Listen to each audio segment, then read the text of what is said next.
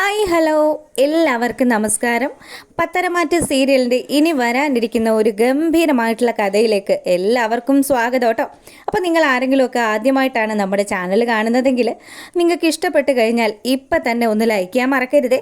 അപ്പം നമുക്ക് നേരെ നമ്മുടെ ആദർശിൻ്റെയും നയനയുടെയും ഒരു വിശേഷത്തിലേക്ക് പോയാലോ. അങ്ങനെ ആശുപത്രിയിൽ നിന്നും നമ്മുടെ ദേവയാനി തിരികെ അനന്തപുരി തറവാട്ടിലെത്തുകയാണ്. അവിടെ വന്നു കഴിയുമ്പോഴാണ് നയന ഇത്രയും ദിവസമായിട്ടും അവളുടെ വീട്ടിൽ പോയി സുഖിക്കുമായിരുന്നു എന്നുള്ള കാര്യമൊക്കെ ദേവയാനി മനസ്സിലാക്കുന്നതും. അങ്ങനെ എന്തായാലും അവളെ പോലെയുള്ള ഒരു അസത്ത് ഈ വീട്ടിലില്ലാത്തത് തന്നെയാണ് നല്ലത്. താൻ വിചാരിച്ച പോലെ തന്നെ തൻ്റെ മകന് മറ്റൊരു പെണ്ണിനെ കണ്ടെത്തിയിട്ട് അവളുമായിട്ടുള്ള വിവാഹം അതും താൻ ആഗ്രഹിച്ച രീതിയിൽ തന്നെ നടത്താൻ വേണ്ടി ദേവയാനി ചില പദ്ധതികളൊക്കെ മെനയുക. ആശുപത്രിയിൽ നിന്ന് വന്നതുകൊണ്ട് തന്നെ ദേവയാനിക്കാണെങ്കിലോ നല്ല ക്ഷീണമൊക്കെ ഉണ്ട്. എന്നാലും പുള്ളിക്കാരി എപ്പോഴും നടക്കുന്നത് പോലെ അണിഞ്ഞൊരുങ്ങി തന്നെ അവിടെ അങ്ങനെ നടക്കുക. ഈ സമയമാണെങ്കിൽ ജലജയും അതുപോലെ നമ്മുടെ അനാമികയും പിന്നീട് ജാനകിയൊക്കെ ദേവയിടത്തിയുടെ അടുത്തേക്ക് വരിക. ദേവയാനിയുടെ അടുത്ത് ചെന്നതും അനാമിക പറഞ്ഞു, വല്യമ്മേ ഇപ്പം എല്ലാം ഓക്കെ ആയില്ലേ? വല്യമ്മയ്ക്ക് ഒരു ക്ഷീണവും ഇല്ലല്ലോ അല്ലേ? ഏയ് ഇല്ല മോളെ, വല്യമ്മയ്ക്ക് ഇപ്പോൾ ഒരു പ്രശ്നവും. എന്തായാലും വല്യമ്മയെ സഹായിക്കാമെന്ന് വിചാരിച്ചതാണ് ഞാൻ. പക്ഷേ എനിക്കതിന് സാധിച്ചില്ലല്ലോ വല്യമ്മയെ ഞാൻ സഹായിക്കുന്നതിന് മുന്നേ വേറൊരു പെങ്കൊച്ച് സഹായിച്ചില്ലേ? അല്ല ആദർശേട്ടൻ അതാരായിരുന്നെന്ന് വല്യമ്മയോട് പറഞ്ഞോ? ഇല്ല മോളെ, എത്ര ചോദിച്ചിട്ടും ആദർശ് ആരാണ് എന്നെ സഹായിച്ചതെന്ന് മാത്രം പറഞ്ഞിട്ടില്ല. അവനിപ്പോഴും അവൻ്റെ ഭാര്യ വീട്ടിലാണല്ലോ താമസം. അവൻ വരട്ടെ, വന്നതിന് ശേഷം അവനെ കണ്ട് രണ്ട് വർത്തമാനം പറയാനിരിക്കുക ഞാൻ. ഇത്രയും ദിവസമായി ഞാൻ ഈ വീട്ടിൽ മടങ്ങി എന്നിട്ടും അവൻ എൻ്റെ അടുത്തിരുന്ന് എന്നെ പരിചരിക്കാനൊന്നും അല്ല നേരം. അവൻ എല്ലാ ദിവസവും അവളുടെ വീട്ടിൽ പോവും അവളെ കാണാൻ വേണ്ടിയിട്ട്.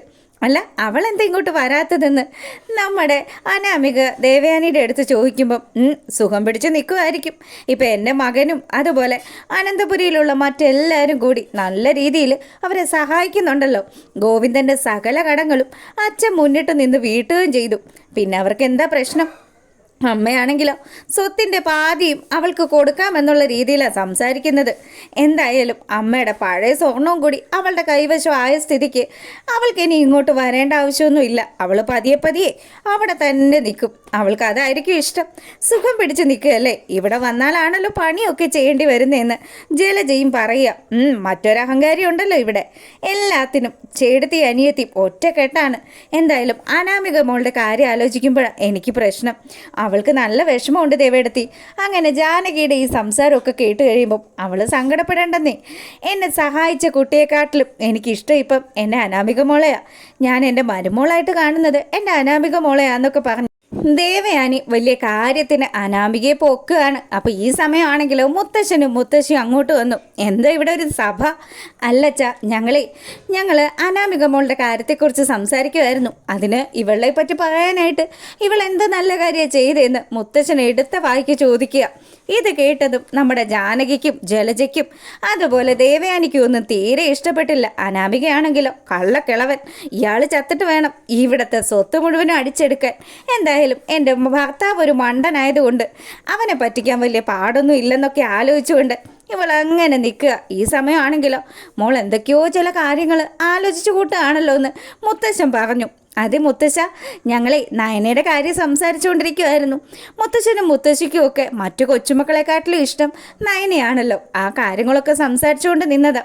നയന മോളെ ഞങ്ങളെല്ലാവരും സ്നേഹിക്കുന്നുണ്ടെങ്കിൽ അതിൽ ചില കാര്യങ്ങളൊക്കെ ഉണ്ട്. എന്തായാലും അനാമിക മോൾ എന്തായാലും നയന മോൾക്ക് പകരക്കാരിയാകില്ല. ആ കാര്യത്തിൽ എനിക്കും എൻ്റെ ഭാര്യയ്ക്കും ഒരു സംശയവും ഇല്ല.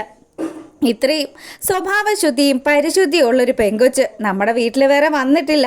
എന്തായാലും അനന്തപുരി തറവാട്ടിൻ്റെ വിളക്കാണ് നമ്മുടെ നയനയെന്നൊക്കെ മുത്തച്ഛനെ എല്ലാവരുടെയും മുന്നിലും വെച്ച് പറയുമ്പം ദേവയാനിക്ക് നല്ല ദേഷ്യം വരിക. ഈ അച്ഛൻ എന്തൊക്കെയാണ് ഈ പറയുന്നത്? എത്ര പറഞ്ഞാലും മനസ്സിലാവില്ല. അച്ഛാ, എനിക്ക് എന്നെ സഹായിച്ച ആ കുട്ടിയെക്കുറിച്ച് അറിയണം. ആദർശനോട് ഞാൻ ഒരുപാട് തവണ ചോദിച്ചു. അവൻ ഒരു അക്ഷരം പോലും ആ കുട്ടിയെക്കുറിച്ച് വിട്ടു പറയുന്നില്ല. എന്തായാലും അച്ഛൻ പറയണമെന്ന് പറഞ്ഞ് നിർബന്ധം പിടിച്ച് മൂർത്തി മുത്തശ്ശനോട് കാര്യങ്ങളൊക്കെ ചോദിക്കുക. മുത്തശ്ശനാണെങ്കിലോ എൻ്റെ പൊന്നുമോളെ അതെന്തായാലും പുറത്തു വിടാൻ പറ്റില്ല. ഇപ്പം അങ്ങനെ തന്നെ വിചാരിച്ചാൽ മതി. ആദർശം നിന്നിൽ നിന്നും അതൊക്കെ മറച്ചു പിടിക്കുന്നുണ്ടെങ്കിൽ അതിന് പിന്നിൽ എന്തെങ്കിലും ഒരു കാരണം കാണും. അവൻ പറയാത്തതൊന്നും ഇനിയിപ്പം ഞാനായിട്ട് ദേവയാനിയുടെ അടുത്ത് പറയുന്നില്ല എന്ന് പറഞ്ഞ് മുത്തശ്ശൻ അവിടുന്ന് പോവുക. അതിന് ശേഷമാണെങ്കിലോ എന്നാലും ആരായിരിക്കും? അപ്പം നമ്മുടെ അനാമികയ്ക്കും വലിയ ആകാംക്ഷയാണ്. വല്യമ്മയെ സഹായിച്ചത് ആരാണെന്ന് അറിയാൻ വേണ്ടിയിട്ട് അവളും കാത്തിരിക്കുക. അങ്ങനെ നമ്മുടെ ദേവയാനി എന്തായാലും ആശുപത്രിയിലെ രേഖകളിലൊന്നും എനിക്ക് ഡോണറായിട്ട് നിന്നിരിക്കുന്നത് ആരാണെന്നുള്ള കാര്യം അവിടെ ഉണ്ടാകുമല്ലോ. അങ്ങനെയാണെങ്കിൽ ആശുപത്രിയിലേക്ക് വിളിക്കാമെന്നും പറഞ്ഞ് അവൾ ആ ഡോക്ടറിനെ വിളിക്കുക. ഡോക്ടർ ഫോൺ എടുത്തതും പറയും മാഡം, എങ്ങനെയുണ്ട് ഹെൽത്ത്, ഓക്കെ ആയി തുടങ്ങിയോ എന്ന് ചോദിക്കുമ്പം എനിക്കിപ്പോൾ ഓക്കെയാ ഡോക്ടറെ, എനിക്ക് വേറെ പ്രോബ്ലം ഒന്നും ഇല്ല. എന്തായാലും ഞാൻ ഡോക്ടറെ വിളിച്ചത് മറ്റൊരു കാര്യം സംസാരിക്കാനാണ്. ആരാ ഡോക്ടർ എന്നെ സഹായിച്ചത്? എന്നെ സഹായിച്ച കുട്ടി ആരാണെന്ന് എനിക്കൊന്ന് അറിയണം. ഡോക്ടർ വിചാരിച്ചാൽ അതാരാണെന്ന് പറയാൻ പറ്റില്ലേ ഡോക്ടറെ, എന്നെ ഒന്ന് സഹായിക്കുമെന്ന് ചോദിക്കുക. അപ്പം വലിയ ഒരു തറവാട്ടിലെ കെട്ടിലമ്മയാണ് വിളിക്കുന്നത്. അതുകൊണ്ട് തന്നെ ഡോക്ടർ പറഞ്ഞു, അതിനെന്താ മാഡം, ഞാൻ പറയാം ആരാണെന്നുള്ളത്. എന്തായാലും ഇവിടുത്തെ ഹോസ്പിറ്റൽ റെക്കോർഡ്സിൽ ആ ആളെക്കുറിച്ചിട്ടുള്ള വിവരങ്ങളൊക്കെ ഉണ്ടാവും. ഞാനത് എടുത്തിട്ട് ഇവിടുത്തെ ഒരു സ്റ്റാഫിൻ്റെ കയ്യിൽ കൊടുത്തു വിടാമെന്ന് പറഞ്ഞു. അങ്ങനെ ഡോക്ടർ വയ്ക്കുകയാണ്. അതിനുശേഷം ദേവയാനി വളരെ ആകാംക്ഷയോടുകൂടി ആരായിരിക്കും തന്നെ സഹായിച്ചതെന്നറിയാൻ കാത്തിങ്ങനെ ഇരിക്കുമ്പോഴാണ് വീട്ടിൽ മുന്നിൽ ഒരു ലേഡി വരുന്നത്. പുള്ളിക്കാരി വന്നതും, അല്ല ദേവയാനി മാഡം, അത് ഞാൻ തന്നെയാ മാഡം, ഞാൻ ആശുപത്രിയിൽ നിന്നാണ് വരുന്നത്. ഞങ്ങളുടെ സാറ് ഒരു പേപ്പർ മാഡത്തിന് തരാൻ വേണ്ടി തന്നിട്ടുണ്ടെന്ന് പറഞ്ഞു. തന്നല്ലേ, എന്തായാലും ആ ഫയൽ എന്നെ ഏൽപ്പിക്കുമെന്നും പറഞ്ഞ് അവൾ ആ ഫയൽ നോക്കാൻ തുടങ്ങിയതും, അതെ മാഡം, എനിക്ക് കുടിക്കാനായിട്ട് കുറച്ച് വെള്ളം എടുത്ത് തരാമോ എന്ന് ചോദിച്ചു. അയ്യോ അതിനെന്താ, ഇവിടെ ഇരിക്കും കേട്ടോ, കുട്ടി ചെയ്തത് വലിയ കാര്യം തന്നെയാണ്. ഡോക്ടർ കൊടുത്തു വിട്ടപ്പം തന്നെ മോൾ ഇവിടെ കൊണ്ടുവന്നല്ലോ. ഞാൻ ഇപ്പോൾ വിളിച്ചാൽ പറഞ്ഞത് ആരെ എന്നെ സഹായിച്ചതെന്ന് അറിയാനായിട്ട് എനിക്ക് അത്ര ആകാംക്ഷ ഉണ്ടായിരുന്നു. എന്തായാലും മോള് സഹായിച്ചല്ലോ, വലിയ ഉപകാരം ഉണ്ടെന്നൊക്കെ പറഞ്ഞ് ദേവയാനി ആ ഫയൽ മേശപ്പുറത്ത് വെക്കുക. അതിനുശേഷം ആ കുട്ടിക്ക് കുടിക്കാൻ വെള്ളം എടുക്കുന്ന സമയത്ത് ഈ ജഗ്ഗിൽ നിന്നും ഗ്ലാസ്സിലേക്ക് വെള്ളം ഒഴിച്ചുകൊണ്ടിരിക്കുമ്പം ഈ ഫയലിനകത്തേക്ക് വെള്ളം വീഴുക. അപ്പോൾ ഇത് ഓപ്പണായിരിക്കുന്നത് കൊണ്ട് തന്നെ ആ പേപ്പറുകളിലൊക്കെ വെള്ളം വീണ് പേപ്പർ നനഞ്ഞ് നാശമായി. അയ്യോ വലിയ കഷ്ടമായല്ലോ, ഇനി ഇതെന്ത് ചെയ്യുമെന്ന് ആലോചിച്ച് ദേവയാനി തലക്ക് കൈകൊടുത്ത് നിൽക്കുക. എന്തായാലും നമ്മുടെ ദേവയാനി അറിയാൻ ആഗ്രഹിച്ച കാര്യങ്ങൾ അത് ദേവയാനിക്ക് ഈ രീതിയിൽ അറിയാൻ സാധിച്ചില്ല. ആകെ ഉണ്ടായിരുന്നൊരു മാർഗമായിരുന്നു. ആദർശാണെങ്കിൽ ഒന്നും തന്നെ പറയുന്നുമില്ല. ഇനി ഞാൻ എങ്ങനെ അറിയും എന്നെ സഹായിച്ചത് ആരാണെന്ന്? അങ്ങനെ തലക്ക് കൈ കൊടുത്ത് ആകെ മൊത്തം കിണ്ണത്തിലായ അവസ്ഥയിൽ ദേവയാനി നിൽക്കുകയാണ്. അപ്പോൾ ഇതൊക്കെ കണ്ടുകൊണ്ട് അനാമിക അങ്ങോട്ട് വന്നു. എന്ത് പറ്റി വല്യമ്മേ?